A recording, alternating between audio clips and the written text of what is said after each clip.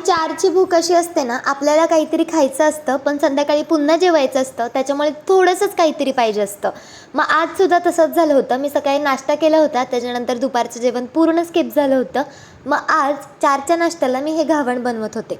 आता पिठाचं सगळं संपूर्ण प्रमाण मी कमेंट सेक्शनमध्ये देते, काही काळजी नसावी.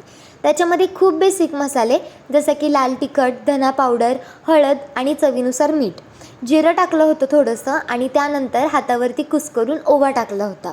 कोथिंबीर टाकायची वरून आणि सगळं छान मिक्स करून घ्यायचं. पिठं सगळी छान मिक्स झाली की त्याच्यामध्ये संपूर्ण 2 ग्लास मला पाणी लागलं होतं. आता रवा आणि बेसन पीठ दोन्हीसुद्धा पाणी छान शोषून घेतं, त्याच्यामुळे एवढीशा पिठाला मला 2 ग्लास पाणी लागलं. आता ह्याची कन्सिस्टन्सी सेम डोसाचं जसं आपण बॅटर करतो ना तशीच ठेवायची. मी व्हिडिओ काढतानाच ठरवलं होतं की मी व्हिडिओ अजिबात स्किप करणार नाही, कारण हे घावण खूप उत्कृष्ट निघतात. पहिल्या डोसालाच तुम्हाला तेल लावावं लागतं आणि त्यानंतर अगदी फटाफट निघतात.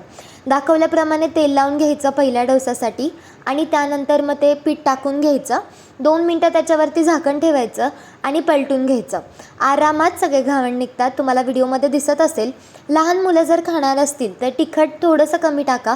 सकाळच्या नाश्त्याला, 4च्या छोट्या मोठ्या भुकेला किंवा मग डब्यात देण्यासाठी लहान मुलांच्या अगदी उत्कृष्ट पर्याय आहे. मी ते दह्याबरोबर देते.